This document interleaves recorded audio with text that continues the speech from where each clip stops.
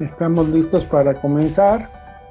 Ya son las 2 de la tarde acá en Guadalajara. Tenemos el gusto, el placer de tener con nosotros a Néstor Nápoles. Darle las gracias por parte de la Universidad de Guadalajara, nuestro Centro Universitario de Arte, Arquitectura y Diseño. También un agradecimiento a Juan José López nos ha apoyado muchísimo por los contactos, y a María Eugenia, conocida como Maru, por toda la gestión que ha hecho para lograr este evento. Entonces quiero platicar con ustedes lo que es el currículum de nuestro invitado el día de hoy. Y es Néstor Nápoles, es un investigador, desarrollador de software y músico, originario de aquí, de Guadalajara. Actualmente es candidato al doctorado en tecnología musical de McGill University, Montreal, Canadá. Previamente, Néstor adquirió una maestría en computación de sonido y música por la Universidad de Pompeu Fabra, en Barcelona, España. Sus intereses de investigación incluyen la recuperación de información musical, MIR, principalmente en el contexto de música tonal, armonía, modulaciones y cambio de tonalidad. Néstor también ha publicado sobre la representación digital de la música, la compatibilidad entre formatos de representación musical y sobre videojuegos como herramientas para la educación musical. Pues entonces los dejo con nuestro invitado para que él nos platique acerca de lo que nos tiene preparado acerca de su exposición. Muchas gracias. Adelante, Néstor.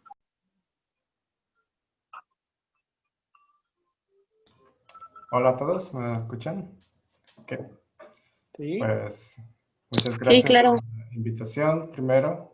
Gracias a Juanjo por ponerme en contacto y a Maru y a Noé por estar aquí, por facilitar todo para esta presentación.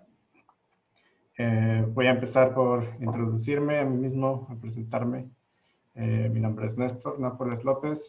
Soy egresado de la licenciatura en informática. Estuve estudiando por allá en CUSEI del 2008 al 2012. Simultáneamente a estudiar la licenciatura en informática, en el 2009 empecé un programa de música, un profesional medio en música en el CEDAR José Clemente Orozco, que es parte del Instituto Nacional de Bellas Artes. Y ahí hice principalmente piano. Estuve con el maestro Juan Rodrigo Pérez Cárdenas estudiando ejecución pianística. Terminando la carrera, tuve la oportunidad de hacer el servicio social en el 2013 dentro del CUSEI, en uno de los laboratorios que estaba haciendo en ese momento en particular, no sé si aún el enfoque, pero era en ese momento robótica y estaba bajo la supervisión de la doctora Nancy Arana. Y ahí tuve la oportunidad de colaborar y ella era egresada del CIMBESTAB y en ese momento estaban buscando a algún programador para un proyecto y ella me recomendó. Entonces de ahí comencé 2013 a trabajar un tiempo en el CIMBESTAB, un poco más de un año. Me moví a Intel Corporation en 2014 porque el proyecto con el que estaba trabajando en CIMBESTAB involucraba a la compañía y de ahí hubo oportunidad para tomar una plaza. Y estuve ahí hasta el 2016 y eso es como del lado más tecnológico de mi carrera. Al mismo tiempo, siempre he tenido la inquietud de estar metido en la música, así que durante esos lapsos estuve estudiando con maestros particulares en cuestiones de teoría de música y piano, aunque sinceramente ya no lo he hecho con tanta euforia como lo hacía en el 2009 al 2013, que estudiaba mucho y tocaba bastante. de todas maneras he tratado de mantenerme ahí en la raya. Y bueno, en el 2016 tuve la oportunidad de aplicar a un programa de maestría en un grupo de tecnología que está en Barcelona. Y la razón por la que apliqué a este programa era porque siempre me han gustado las plataformas de aprendizaje en línea. Desde que estaba en la carrera usaba mucho Coursera y había como muchos cursos ahí de programación, de diferentes cosas, incluso de música clásica, de teoría. Lo puedes encontrar en Coursera, algunos materiales. Y había un curso en particular de la Universidad Pompeu Fabra sobre procesamiento de señales de audio y específicamente procesamiento de señales de audio para aplicaciones musicales. Y ahí fue que conocí particularmente al profesor Xavier Serra, que estaba liderando en Chile todavía hasta la fecha. Y tuve la oportunidad de moverme para allá. Y el MTG, el Music Technology Group de Barcelona, entre otras cosas, tiene la reputación de colaborar mucho con la industria. Además de ser un centro de investigación, colabora mucho con compañías privadas como Yamaha, Steinberg y otras que son importantes para el desarrollo de tecnologías de música. Terminando la maestría, tuve la oportunidad de moverme a una escuela que es más de música que de ingeniería, que es donde estoy actualmente, la Schulich School of Music de McGill, que McGill es la institución, es la universidad, y Schulich School of Music es el departamento o el área de música de esa universidad, el equivalente a lo que sería la Escuela de Música de la Universidad de Guadalajara. Y ahí pues es un ambiente más de músicos que de ingenieros. Yo creo que los ingenieros somos la minoría, pero sin embargo hay un departamento, un área de tecnología de música y es a donde pertenezco. Estoy ahí desde el 2017 y todavía me queda un rato para terminar el doctorado. Así son estas cosas, toma muchos años, pero ahí va. Acerca de otras cosas más informales sobre mí, que no son el background académico. Me gusta mucho la música clásica. Yo creo que escucho música clásica y estudio música clásica mucho antes de que incluso decidiera meterme a la escuela de música. También me gusta mucho otros tipos de música, metal, jazz. Escucho bastante yo creo que escucho mucha música académica o clásica del siglo XIX para atrás, vieja, y cuestiones modernas suelen ser más bien metal, jazz y rock, cosas así. Me gusta mucho la teoría de música. He estado estudiando con diferentes maestros y de hecho hasta la fecha. En, en este momento he estado cursando desde abril más o menos un curso de contrapunto con el maestro Alejandro Moreno, que es instructor en la licenciatura, me parece, de la Escuela de Música de la UDG. Y antes de eso tuve oportunidad de estudiar con una maestra en Barcelona, composición, y antes de eso el maestro Guillermo Salvador y Gamaliel Cano en el CELAR, cuando estaba en la Escuela de Música. Entonces siempre me ha gustado estar rodeado de personas que vean la música de diferentes perspectivas y cómo entender cómo la perciben, particularmente la teoría, es algo que me llama mucho la atención. Entonces, cada quien la percibe de otra forma y eso es para mí súper interesante porque todos pensamos en acordes y en los instrumentos y en lo que tienen que hacer de diferentes formas. Y no importa cuánto haya estudiado, me doy cuenta que siempre hay algo nuevo o algo diferente en la forma de otro maestro, de otro instructor. Toco un poco de piano y de guitarra eléctrica. Piano estudié formalmente, guitarra eléctrica de hobby, pero desde hace muchos años, entonces bastante tiempo tocando. Y además de eso, me gustan mucho los videojuegos. Cada vez que puedo, trato de pasar tiempo jugando videojuegos porque ya no tengo tiempo para hacerlo. Y me siento culpable cada vez que trato de jugar videojuegos porque tengo demasiadas responsabilidades y cosas que hacer. Pero es algo que he tratado un compromiso que he tratado de mantener, que es mi hobby y quiero mantenerlo ahí. Entonces, cada que puedo me conecto y me pongo a jugar con mis amigos, con mi hermano, con gente que juega videojuegos. Y por supuesto me gusta programar. Es algo que hago creo que todos los días desde hace 10 años o más. No creo que haya habido un día en que no programe y a lo mejor eso significa que debería ser muy bueno para programar. No estoy seguro que lo sea, pero lo he hecho bastante. Y hasta la fecha es algo que es como parte de mi carrera, es lo que me ha mantenido ocupado los últimos 10 años. Eh, para alguien que esté interesado en estudiar música o en saber cómo es la investigación de la música, o por qué alguien se podría interesar en investigar la música, a mí siempre me ha acaparado mucha la atención, la música, más que otras cosas, más que otras formas de arte, por ejemplo. Y no sé por qué, pero si tuviera que dar una explicación, quizás porque es una combinación de reglas estrictas, de cosas, de protocolos que requieren mucha coordinación, disciplina, aprender la notación, aprender un montón de claves, si es que estás leyendo diferentes claves, partituras. Es algo que hasta la fecha me parece muy difícil, a pesar de que tengo mucha experiencia leyendo partituras, aún batallo. Y es, por ejemplo, hay gente que es muy buena leyendo a primera vista, ve una partitura y la toca en el piano, dependiendo de la complejidad. Obviamente eso puede llegar a ser muy, muy difícil. Para mí, por ejemplo, lo es bastante. Y eso me fascina, el hecho de que es como muy desafiante y que tiene tantos elementos que te obligan a pensar y a actuar de manera muy rápida y con mucha coordinación. Hay un dicho que se le ha popularizado, atribuido a Bach, que decía, tocar es muy fácil, tocar el clavecín o lo que sea es muy fácil, lo único que hay que hacer es tocar la nota correcta en el momento correcto, pero eso es más fácil de decir que de hacer. Es un proceso bastante complicado y que requiere mucho tiempo.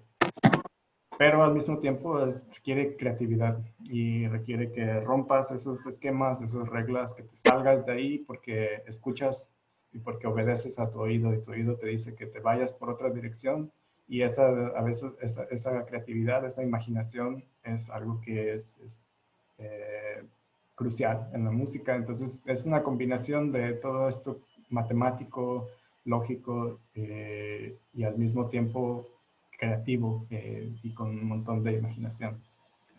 Otra cosa que quizás lo más fuerte que a mí me gusta de la música es que es un portal a recuerdos y lugares. Más en mi caso, yo creo que esto lo experimenta cada persona de diferente manera, pero en mi caso, yo creo que puedo ver una película, puedo leer un libro, pero nada me transporta a un lugar más que una pieza de música. Y no entiendo por qué, pero así es. Y no sé, como ejemplo les puedo decir, uno de mis lugares favoritos en Guadalajara era el Museo López Portillo, en la sala de piano que estaba ahí. Tuve la oportunidad de tocar ahí, fue una de mis experiencias favoritas porque tuve un rato para estar ahí solo en la sala y tocar. Y me transporté. Durante ese momento yo no estaba viviendo en los 2000, estaba viviendo en 1800, ¿no? Y no ¿Qué andas puedo haciendo, uh, No, yo no vi. comparar eso con otra forma artística o con otras disciplinas. Entonces, eso me parece, me atrae mucho de la música y supongo que mientras pueda mantener una carrera alrededor de la música, lo voy a seguir haciendo. Si alguien decidiera estudiar o involucrarse en la investigación de música, van a encontrar muchas cosas. Entre esas van a encontrar musicología, teoría de música, etnomusicología, tecnología de música. Casi todas estas tienen, las primeras tres al menos, tienen que ver con el lado humanístico, ¿no? Con las humanidades de la música. Entonces, estudiar lo que pasaba, el contexto histórico, lo que vivía la gente, si estás estudiando a un compositor, las cartas que escribía, lo que pensaba, sus posturas políticas, todas esas cosas tienen una implicación en el arte que producían. Y obviamente hay mucha investigación y muchas cosas que decir sobre eso. Yo estoy metido en el área de tecnología de música, que es mucho ingeniería, sobre todo, y obviamente aplicada a cuestiones o a aplicaciones musicales. Y entonces, ¿En dentro qué de área de música está? Dijo hace rato. En tecnología de música. Ajá. Ajá. Y algo que he notado de esta área es que está empezando a como a establecerse. Por ejemplo, yo recuerdo que cuando empecé a buscar como lugares donde hubiera esta congregación de ingenieros músicos, no existían muchas opciones, pero poco a poco he notado que se comienzan a establecer. De hecho, me parece que incluso hoy mismo en la UNAM hay una carrera de esto y hay como una congregación de gente que está en ingeniería, en ciencias computacionales y música, porque se está volviendo bastante aplicable a software, a cosas del celular. Voy a hablar un poco de eso después. Entonces, dentro de la tecnología de música, algo que he observado también es que hay como 4 ejes que suelen ser como los principales ejes a los que gira alrededor la tecnología de música. El primero es la percepción y cognición musical. Y percepción y cognición musical tiene que ver, quizá no han visto, si es que no han visto los videos de esta cacatúa que se llama Snowball, y tiene su propia página de Wikipedia. Se hizo famosa porque podía intuir el beat, el pulso de una canción. Entonces le ponían música y empezaba así a mover la cabeza como lo haría una persona.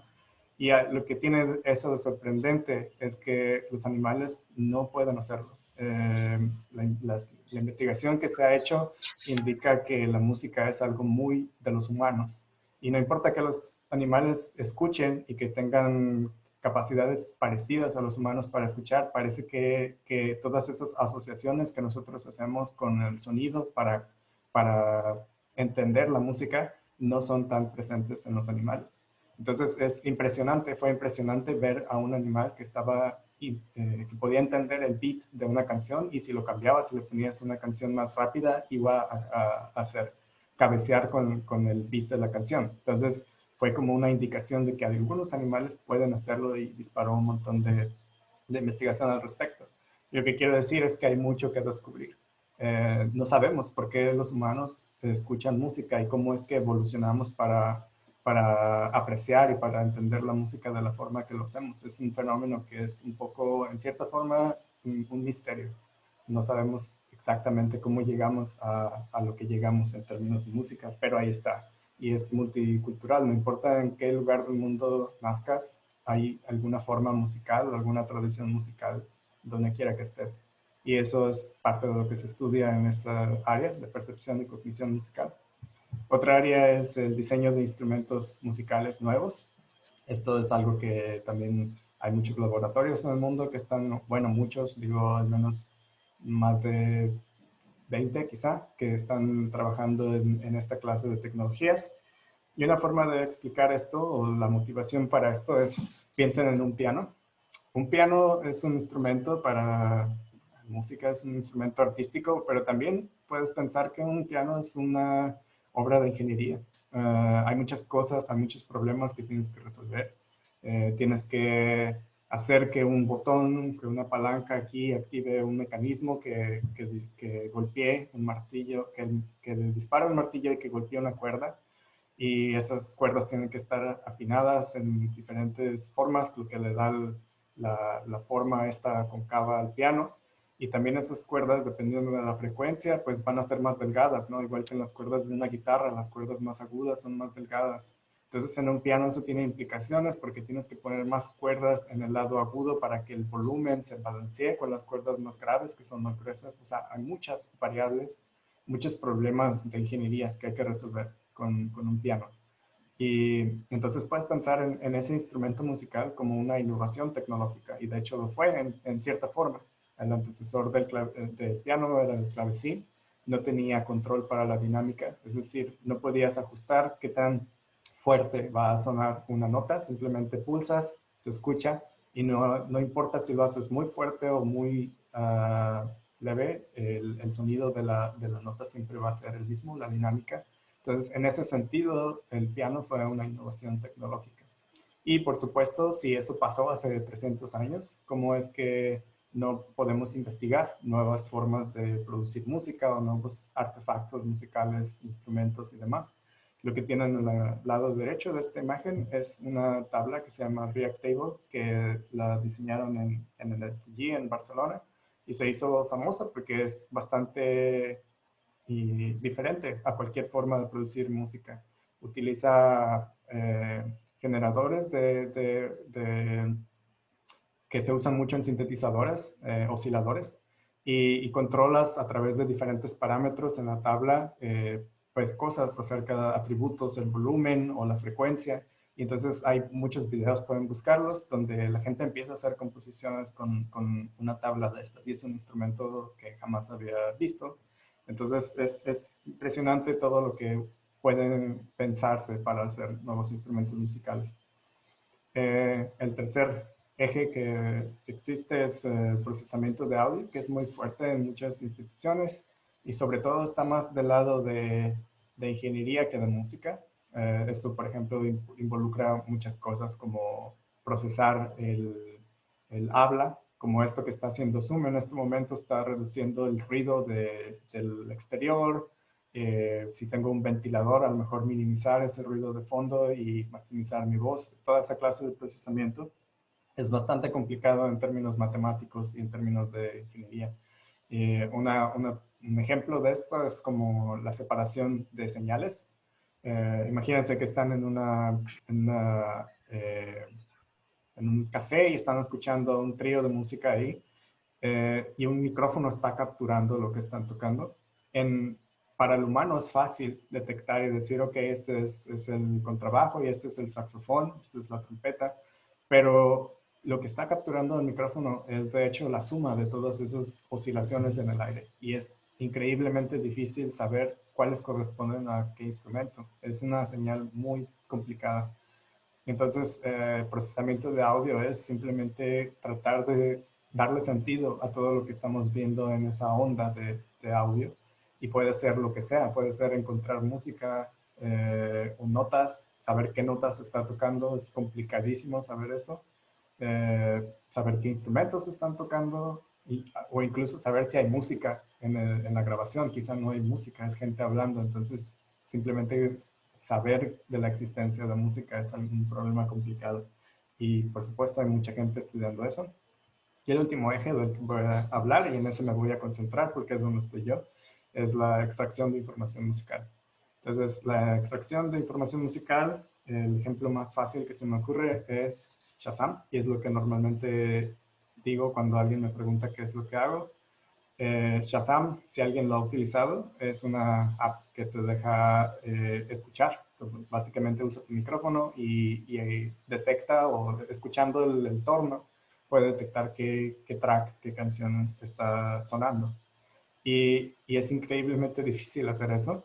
Requiere muchos algoritmos, mucho procesamiento. Entonces, esa área de extracción de información musical es un área fuerte, prominente hoy día y es donde yo me estoy desenvolviendo desde hace algunos años.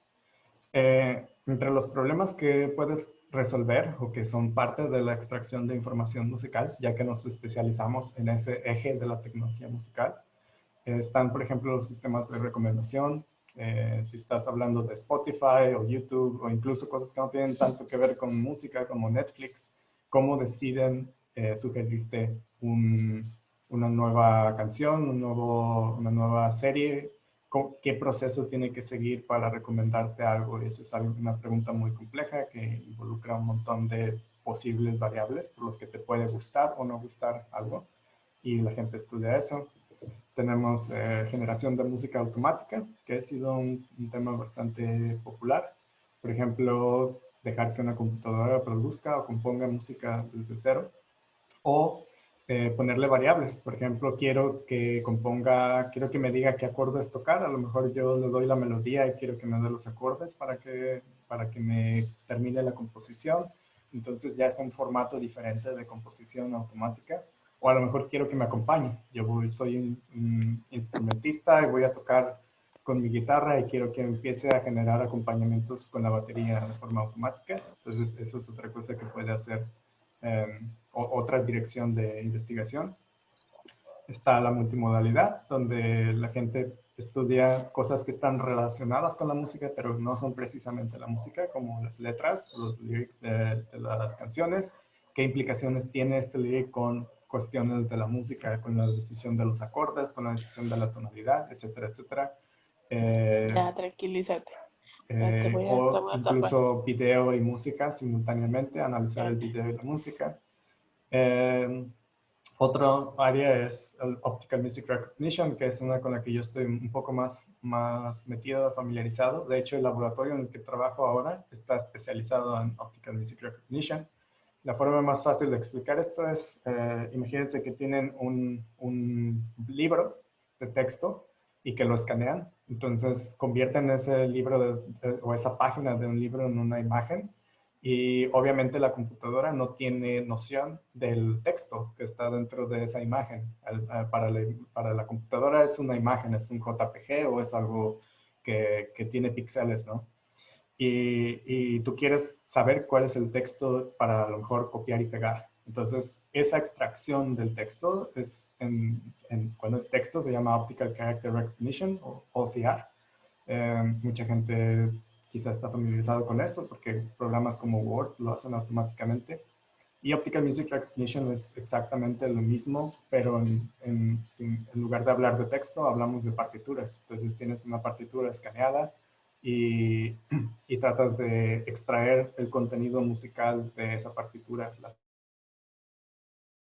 Sacar el pentagrama y decir qué clave está puesta, qué armadura, qué tonalidad, todas esas cosas de la partitura.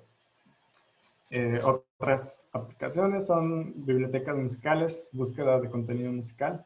Puedes buscar una canción muy fácilmente en Spotify si sabes el nombre o el artista o el álbum, ¿no? Pero ¿qué pasa si quieres buscar un fragmento de una pieza musical o del contenido musical? ¿Cómo lo haces? ¿Lo tarareas? ¿Le chiflas al micrófono? ¿Lo haces como Shazam?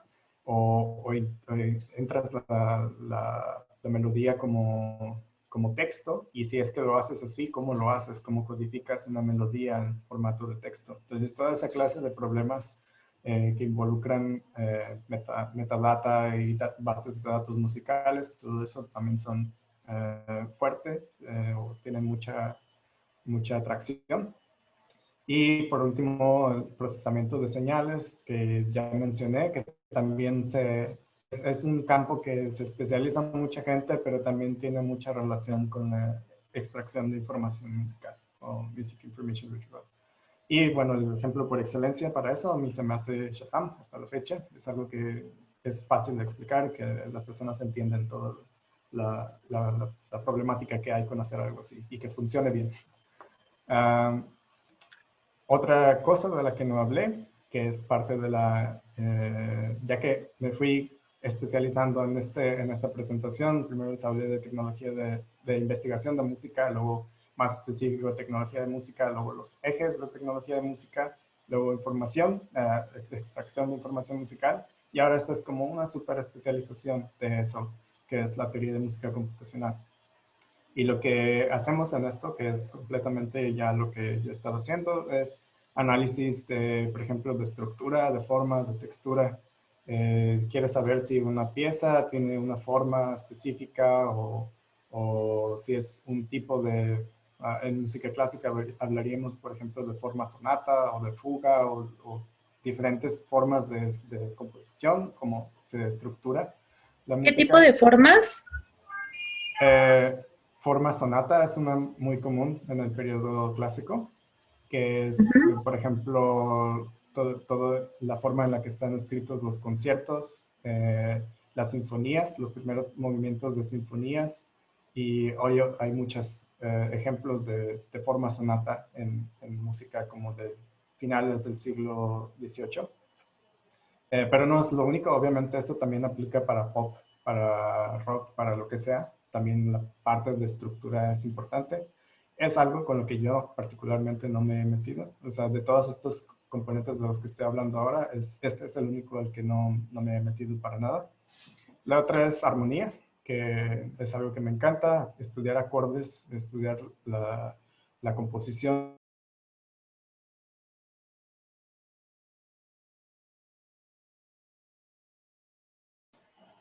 ¿Ok? ¿Me escuchan? Sí. Ya te escuchamos, pero sí. Ok. Los acordes de una pieza que van a lo largo de una pieza. El contrapunto, que es algo muy técnico del área de teoría musical, que básicamente significa melodías simultáneas.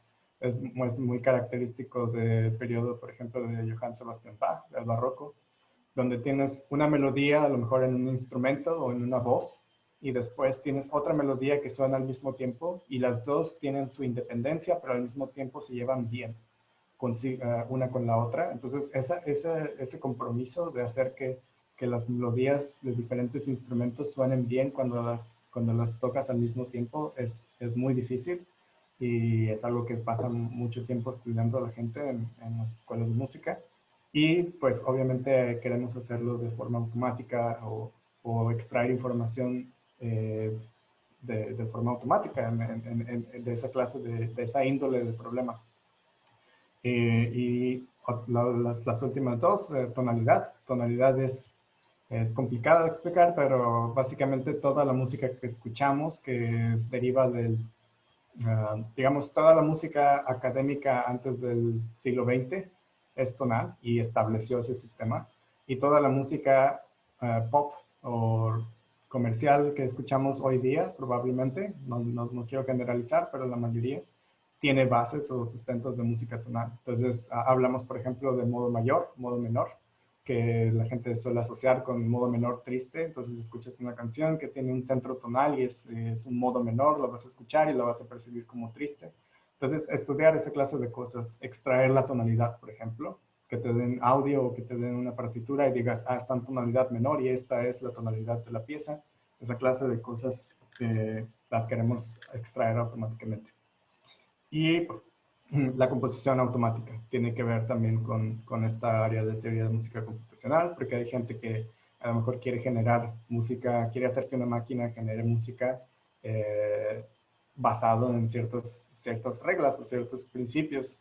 Y esa tiene todo, al final, si hablamos de música tonal, va a terminar en algún momento con algo de teoría.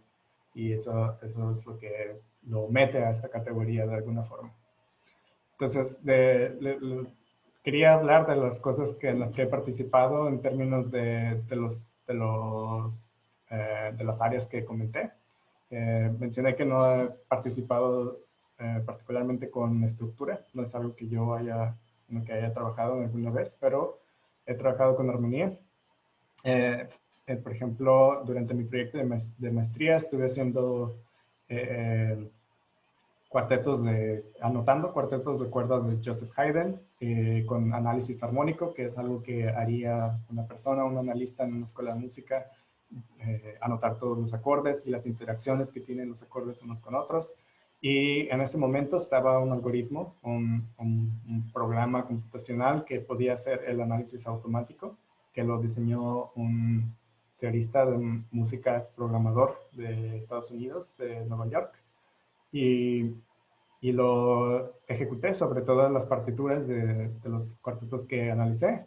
Y lo que quería hacer era básicamente comparar las anotaciones manuales que yo había hecho. De hecho, no fui yo solo yo, me ayudó un psicólogo.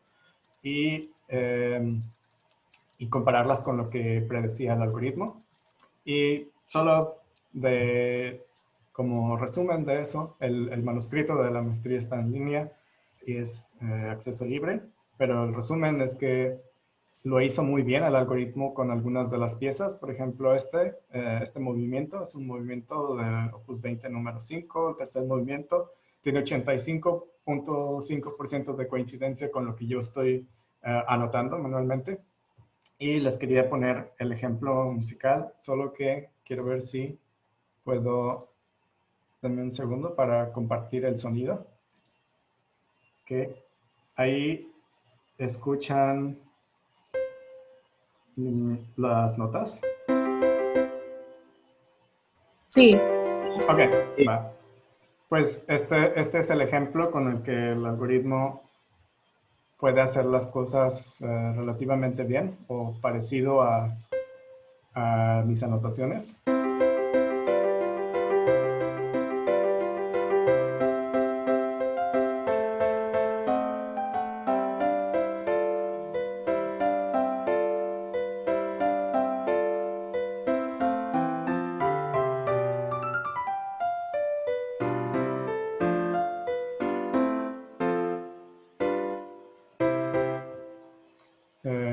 Pues para que se den una idea más o menos de la clase de música con la que está trabajando, el trabajo, la tarea del algoritmo es predecir los acordes y decir, ok, está tocando do mayor, ahora está tocando re menor, etcétera, etcétera. Y un ejemplo donde el algoritmo falló y lo hizo muy diferente a como yo lo había estudiado y que precisamente tiene que ver con contrapunto porque es una fuga dentro de los cuartetos.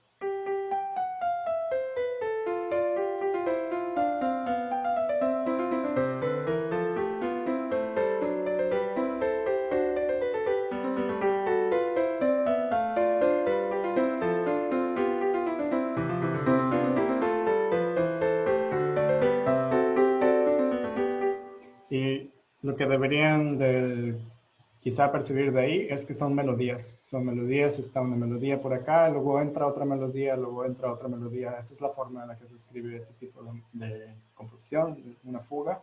Y para eso el algoritmo era terrible, no lograba entender qué estaba pasando. Entonces, eso nos muestra la clase de cosas que suelen ser como agradables, fáciles. Bueno, no fácil, tampoco es fácil para el analista humano analizar la armonía de eso, pero como las computadoras batallan bastante con ese tipo de música. Después, en el lado de contrapunto, tuve la oportunidad de participar con un par de musicólogos de McGill University en un estudio que estaban haciendo. Ellos son expertos en música del Renacimiento y música medieval y Renacimiento, sobre todo Renacimiento. Y estos eran los compositores, Josquin des Prez y Pierre de la Rue, que son del Renacimiento temprano, quizá, considerado Renacimiento temprano. Y estos compositores, pues ustedes se imaginarán, 1450, o sea, ni siquiera sabemos la fecha bien del nacimiento, ¿no? O sea, es un aproximado, porque obviamente no hay muchos registros sobre estas personas y no había bases de datos en internet, así que se saca la información de donde se puede. Y entre lo que existe entre estos compositores es que son contemporáneos, escriben música del mismo género y hay una especie de disputa entre los expertos sobre quién compuso cuál obra, ¿no? Entonces, algunos opinan que es este, otros opinan que es el otro, y hay algunos de los que se tiene certeza, como, no sé, a lo mejor en la pintura pasa lo mismo, que dices, esto es 100% garantizado que lo pintó Da Vinci. Entonces, de hecho, son contemporáneos de Da Vinci. Bueno, poco antes. Y es algo parecido con esto de las partituras. A lo mejor uno de ellos lo escribió, pero es muy difícil tener certeza de ello. Y lo que usamos para establecer esa conexión es que analizamos mucha música de ellos, de los dos, y tratamos de encontrar los patrones que utilizaban a la hora de escribir. Entonces, esto es esta partitura que es difícil de explicar, pero la técnica se llama Ngram y es algo que desarrollaron estos dos profesores. Y básicamente significa que verificamos los intervalos. Para quienes no estén familiarizados con conceptos de música, los intervalos son como distancias entre notas. Por ejemplo, si pueden ver mi cursor, estoy apuntando a esta nota y la nota que está abajo es más grave que la nota de aquí. Y esta que sigue es más grave, ¿no? Y baja, si lo medimos, baja una segunda. Sería una segunda descendente, una segunda descendente, una segunda descendente y una segunda ascendente, sube. ¿Podría repetir qué son los intervalos, por Sí, favor? son distancias entre notas. Digamos que por ejemplo, entre esta nota y esta nota, la distancia que existe entre ellas. Por ejemplo, esto se conoce como una quinta, y es un intervalo de quinta, y aquí este es un intervalo de segunda que desciende. Este está ascendiendo, o sea, la nota va de grave a aguda y sube 5 espacios. Y este va a bajar un espacio, o sea que es más grave y va descendiendo. Entonces, cuando cuentas esas peculiaridades de cómo suben y bajan los intervalos, puedes hacer como cadenas donde dices, ok, esta es como lo que está pasando con, con las dos voces de la composición y las empiezas a concatenar y haces como una especie de señal donde están todos los movimientos de las voces. Y algo que salió con ese análisis es que encontramos lo que los musicólogos llamaron como la huella digital de la RUT. Y es básicamente un tratamiento específico de ciertas formas, de ciertas disonancias que no existen en la música del otro compositor. En ninguno de los ejemplos que vimos del otro compositor existen. Entonces, esto es algo que habían visto expertos, o sea, estas partituras las habían visto ellos quizá por años y nunca habían notado eso, porque la practicidad de las computadoras es que te dan la oportunidad de ejecutar un montón de operaciones por segundo, ¿no? Más de lo que una persona podría hacer. Entonces, cuando corres todos estos ejemplos, estos programas y analizas la música, puedes encontrar patrones como estos. Y en cierta forma ayudó como no voy a decir establecer una autoría de uno de los compositores, pero al menos proveer evidencia de que quizá esta pieza la escribió este compositor porque las peculiaridades de cómo escribían la música nos dieron esa información. Sería a lo mejor algo parecido a que si en texto, a lo mejor yo analizo cómo escribe una persona, ¿no? Y noto los verbos que utilizan, las contracciones que utilizan o el vocabulario, y a lo mejor de ahí puedo derivar, es probablemente esta persona quien escribió esta carta o algo así. Entonces es algo parecido, es una especie de análisis así. Y este resultado va a terminar eventualmente en un libro, no sé si ya lo está, que habla de la vida de este compositor, de Pierre de la Rue. Entonces de ahí salió ese estudio de contrapunto, de tonalidad, que ha sido principalmente mi foco desde que empecé el doctorado. He estudiado, me gusta mucho estudiar los cambios de tonalidad, que son muy difíciles de explicar, pero básicamente cuando tú escuchas una pieza que es tonal, hay siempre un centro, y ese centro es una nota.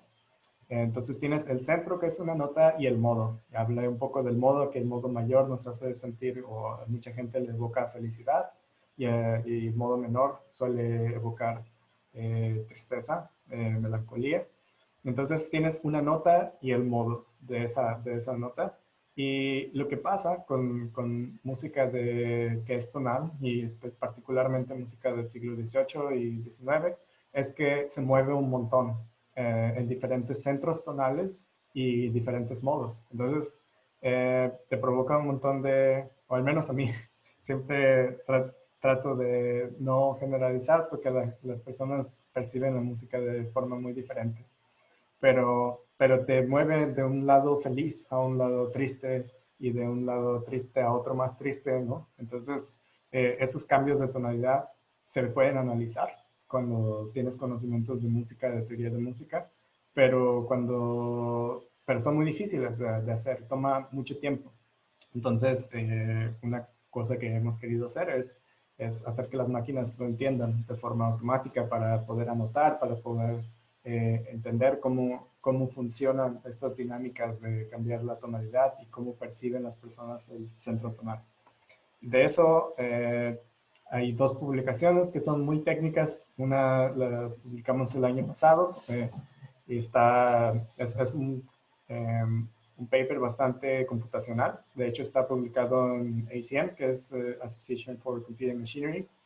Y básicamente es un algoritmo que diseñé para romper esas regiones tonales y determinar cuáles son las tonalidades de una pieza. De hecho, les puedo poner este ejemplo que está mostrado aquí en la pantalla, solo para que se den una idea. Es de un compositor polaco, de Frédéric Chopin. Y quienes lo hayan escuchado, lo dejo para que lo escuchen.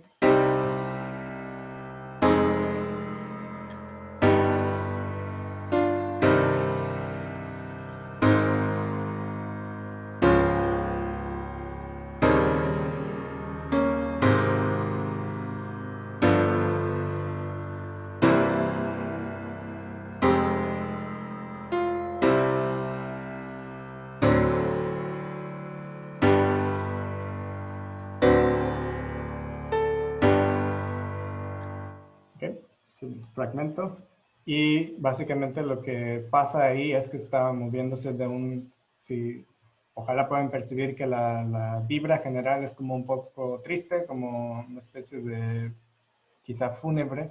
Y lo que pasa es que en algunos momentos se está moviendo a un lado como más del lado mayor, la bemol mayor específicamente, y queremos capturar eso. Queremos saber si el algoritmo es capaz de detectar eso. Diseñé un modelo que más o menos lo hace. Entonces, esto fue algo del año pasado.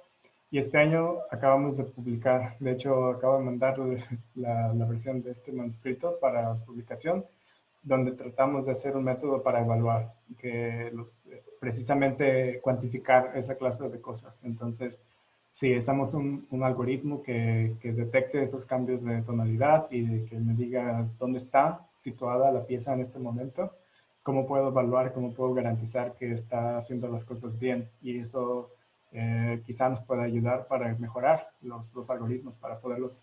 Siempre es un tema de la ciencia, ¿no? Cuando escribes un programa, vamos a decir que el ejemplo más clásico es generar música. ¿Cómo puedes hacer que generes mejor música? Tienes que cuantificar qué tan buena es la música que estás generando para saber, ¿no? Para tener una referencia, es decir, si estoy generando algo que es malo, entonces puedo mejorarlo para yéndome a otra dirección hasta que me dé una evaluación donde lo que estoy generando es bueno o es buena calidad. Pero es muy difícil hacer eso. ¿Cómo evalúas cuál es buena música y mala música? Depende de un montón de variables y a lo mejor un montón de opiniones en términos de lo que una persona pensaría sobre buena música y mala música. Entonces, esto es algo parecido, es muy subjetivo y por lo tanto estamos proponiendo una metodología para evaluación, para cuantificar qué tan bien están adheriéndose a la tonalidad de la pieza. Y eso es lo que puedo hablar de tonalidad y de composición automática. Dos cosas que no tengo mucho tiempo de explicar. Una es que una implementación de un modelo que apareció en un libro que se llama... últimamente está muy de moda usar redes neuronales de muchas capas. En general le llamamos a ese campo Deep Learning. Y uno de los libros de Deep Learning para generación musical propone un ejemplo que se llama Mini Bach, que está basado en Johann Sebastian Bach. Y la idea es generar corales de 4 voces. Y hice una implementación de ese modelo y la puse libre en caso de que alguien quiera ir al código. No estaba seguro de la audiencia, si es que hay gente de programación, pueden verificar ese código y es como una especie de tutorial para generar música si le das una melodía. Entonces le das la melodía de la soprano, que es la voz más alta en las 4 voces, la que está más aguda, y te genera las otras 3. Es un ejemplo de composición automática. Y otro uso de modelos para generación es algo en lo que estoy trabajando recientemente para producir corales también, relacionado con lo mismo de corales, pero para entrenar modelos más grandes de redes neuronales. Porque el problema con el aprendizaje automático y entrenar a las máquinas para que entiendan toda esta clase de cosas es que requieres muchos ejemplos. Y cuando digo muchos, hablo de decenas de miles o cientos de miles o incluso millones de ejemplos de algo, por ejemplo, de una composición. Y después de esa cantidad de ejemplos, las máquinas comienzan a entender cómo funciona y cómo funciona la música, cómo funcionan los patrones para escribir música. y empiezan a mejorar en sus predicciones y en lo que hacen. Entonces, estoy trabajando actualmente en voy a poner aquí, esto que está en la parte de arriba es una partitura de como originalmente la escribió Bach. Es un pedazo solo, es un fragmento de un coral. Y se los voy a poner para que lo escuchen. Solo esta parte de arriba, por ahora.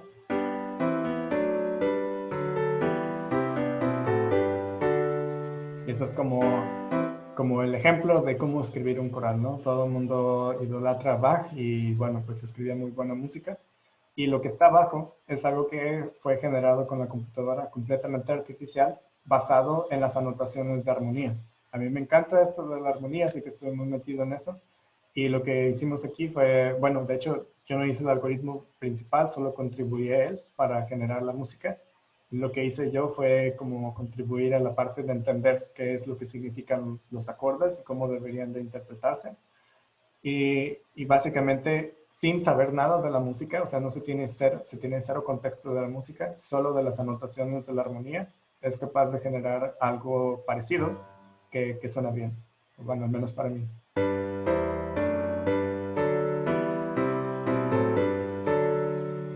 Y eso es completamente artificial. Entonces, con esa técnica hemos generado, en este momento tengo como 3.900 partituras generadas que son más o menos el mismo estilo de lo que les mostré.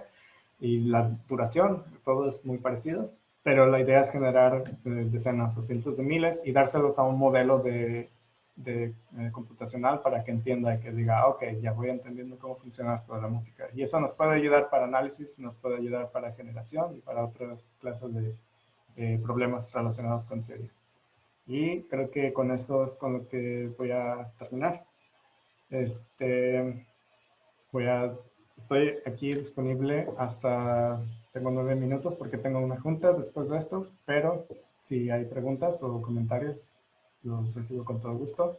Y hay un website que mantengo, trato de mantenerlo actualizado, tiene información de publicaciones y otros proyectos en los que he estado, entonces pueden revisarlo si es que quieren ir. Gracias. Muchas gracias por toda la información que nos brindó el día de hoy. Una buena Gracias. aprendizaje. Muchas gracias, Néstor. Soy Gracias. Maru. Hola, Maru. Hola, por fin nos vemos, ¿verdad? Y bueno, pues yo creo que si aprovechamos estos minutos, ¿hay alguna pregunta? ¿Tiene unos cuantos minutitos, Néstor? ¿Una pregunta o dos? Hola, yo sí tengo una pregunta. ¿Me ¿Sí? escucha? Hola, Néstor. Yo soy estudiante ahorita de COSE y estoy en Ingeniería en Computación. Me invitó al maestro Juan José. Mi pregunta es más como, estuviste en algo así de programación competitiva, ¿no? Sí. ¿Consideras que eso te ayudó mucho bueno, qué tanto consideras que te ayudó para desarrollar tus proyectos musicales en cuanto, bueno, a los algoritmos de análisis musical? Si estás hablando de los de ACM, Sí. yo diría que bastante, aunque algo que aprendí es que hay muchos tipos de competencias en programación. Por ejemplo, en ese momento de mi vida estábamos metidos mucho en los de ACM y participamos, éramos varias personas que estaban metidos en eso. Pero después tuve la oportunidad de participar en otro tipo de competencias como más relacionadas a la ciberseguridad, que te obligan mucho a aprender como de detalles de implementación o de desarrollo web o cosas así. Entonces yo diría que de todas aprendes. Depende de qué es lo que... si tienes como una meta a largo plazo, quizá hay otra forma de competencias que te podrían brindar un mejor como background para eso, pero definitivamente los de ACM te dan mucho, sobre todo te ejercitan en lo de algoritmia. Yo creo que esa es la parte más fuerte, porque te obligan a hacer como código bastante eficiente y eso es muy útil, obviamente. Ok, gracias.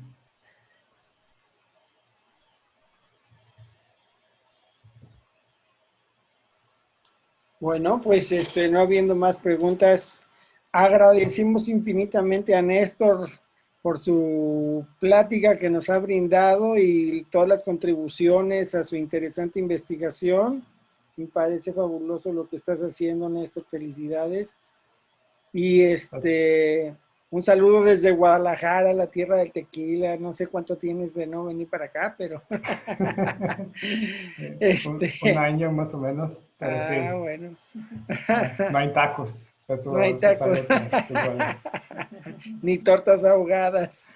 Uf, menos. Ok.